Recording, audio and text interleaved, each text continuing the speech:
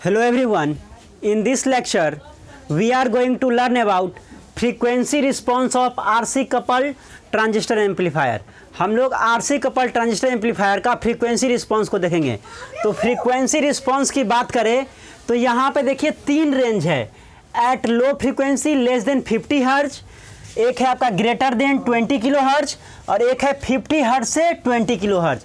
तो तीन रेंज में हम लोग देखेंगे लो फ्रीक्वेंसी के लिए, हाई फ्रीक्वेंसी के लिए और मिड फ्रीक्वेंसी के लिए कैसा रिस्पांस देता है। तो देखिए जब लो फ्रीक्वेंसी रहेगा लेस देन 50 हर्ज रहेगा, यहाँ पे देखिए 50 हर्ज से 20 किलो हर्ज के बीच में जो है ये कांस्टेंट वोल्टेज गेन देता है। तो इस रेंज में ही हम लोग आरसी कपल ट्रांजिस्टर एम्पलीफायर का यूज करते हैं। तो लो फ्रीक्वेंसी पे देखिए लेस देन 50 हर्ज में क्या होता है, हम लोग जानते हैं रिएक्टेंस जो है एक्सी, कैपेसिटर का रिएक्टेंस क्या होता है 1/2 पाई एफ सी। कैपेसिटिव रिएक्टेंस क्या होता है 1/2 पाई एफ सी।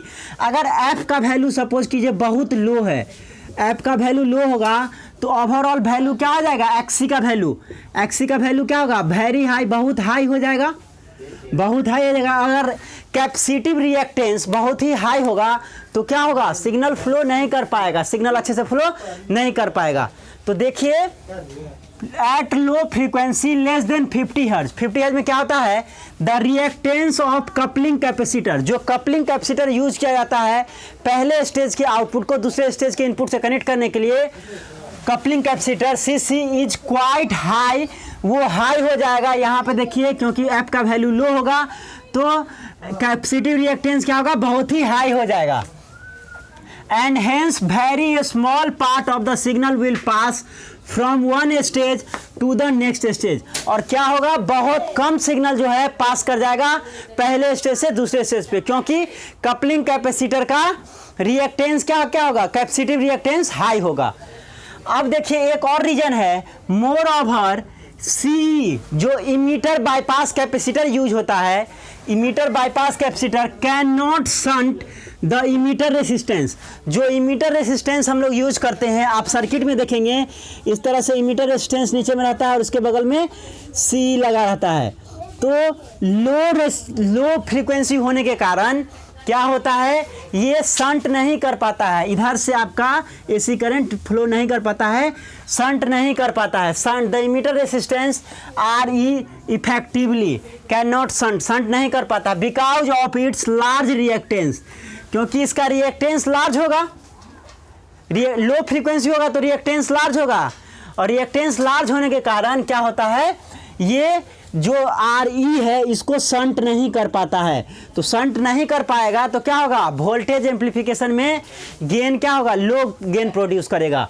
तो ये दो फैक्टर है, एक तो कपलिंग कैपेसिटर का रिएक्टेंस हाई होता है जिसके कारण क्या होता है, एक स्टेज से दूसरे स्टेज में सिग्नल अच्छे से फ्लो नहीं कर पाता है, सिग्नल पास नहीं कर पाता है। दूसरा, जब इसका हाई होगा, कैपेसिटिव रिएक्टेंस हाई होगा तो क्या होगा, ये जो आर ई है इमीटर रेसिस्टर इसको शॉर्ट नहीं कर पाता है, इसको शॉर्ट नहीं करने के कारण क्या होता है, लो वोल्टेज गेन प्रोड्यूस करता है। तो यही दो फैक्टर है जिसके कारण क्या है, लो फ्रीक्वेंसी पे हम लोग यूज नहीं करते हैं। These two factors cause falling of voltage gain. Low frequency पे क्या होता है, वोल्टेज गेन फॉल करता है। नेक्स्ट देखिए, जब हाई फ्रीक्वेंसी रहेगा तब, जब बहुत हाई फ्रीक्वेंसी रहेगा, at high frequency greater than 20 kilo hertz, जब 20 किलो हर्ज से ज़्यादा होगा तो देखिए जब आपका एफ का वैल्यू बहुत ही हाई होगा, एफ का वैल्यू हाई होगा तो ओवरऑल वैल्यू क्या हो जाएगा, बहुत ही लो हो जाएगा, वेरी लो हो जाएगा, क्योंकि डिनोमिनेटर में वैल्यू अगर बहुत ज़्यादा होगा तो ओवरऑल वैल्यू क्या होगा, कम हो जाएगा। तो देखिए the reactance of coupling capacitor is very small, बहुत कम हो जाएगा, and it behaves as a short circuit. और ये क्या होगा, जब आपका कैपेसिटिव रिएक्टेंस बहुत ही कम होगा तो क्या होगा, वो शॉर्ट सर्किट की तरह बिहेव करेगा, शॉर्ट सर्किट की तरह बिहेव करेगा तो क्या होगा, this increases the loading effect of next stage. Next stage का लोडिंग इफेक्ट क्या होगा, बढ़ जाएगा, क्योंकि यहाँ पे शॉर्ट सर्किट की तरह काम करेगा तो क्या होगा, बहुत ज़्यादा सिग्नल पास करेगा तो वो क्या होगा, नेक्स्ट स्टेज का लोडिंग इफेक्ट बढ़ जाएगा, तो ये भी क्या होगा, उसका डिमेरिट हो जाएगा। और लोडिंग इफेक्ट बढ़ जाने के कारण क्या होगा, it serves to reduce the voltage gain, और वोल्टेज गेन को क्या करेगा, रिड्यूस कर देगा। तो लो फ्रीक्वेंसी पे भी हम लोग देख रहे हैं वोल्टेज गेन रिड्यूस हो रहा है, और बहुत हाई फ्रीक्वेंसी पे भी वोल्टेज गेन रिड्यूस हो रहा है। अब हम लोग मिड फ्रीक्वेंसी में देखते हैं, एट मिड फ्रीक्वेंसी 50 हर्ट्ज से 20 किलो हर्ट्ज, हम लोग देखें 50 हर्ट्ज से कम देते हैं तो रिएक्टेंस बहुत हाई हो जाता है, 20 किलो हर्ट्ज से ज़्यादा देते हैं तो रिएक्टेंस बहुत कम हो जाता है, जिसके कारण क्या होता है, लोडिंग इफेक्ट प्रोड्यूस होता है।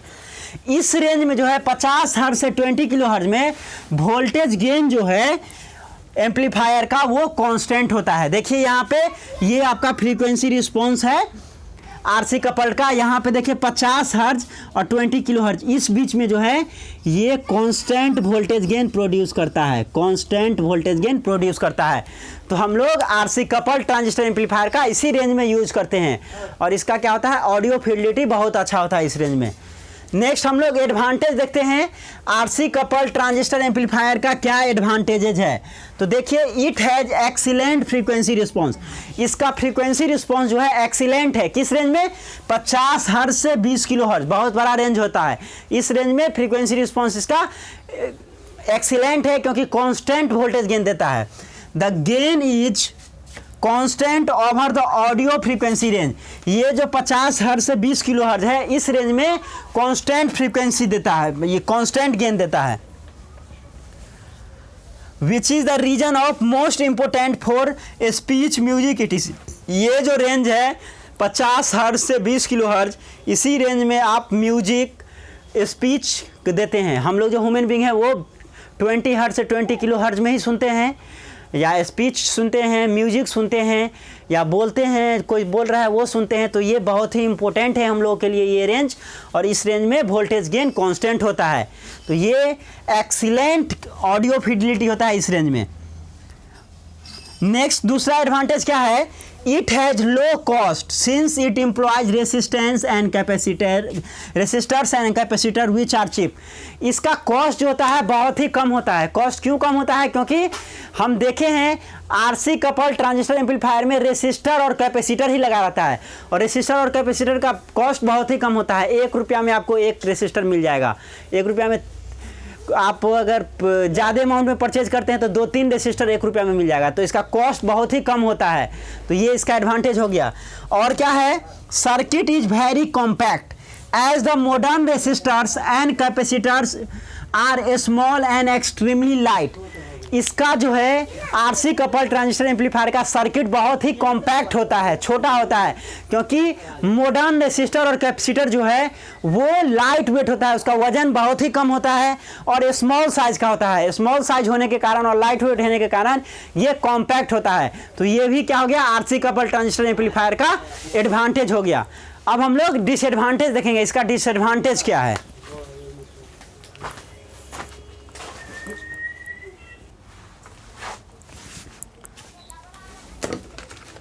अब देखिए disadvantage of RC coupled transistor amplifier.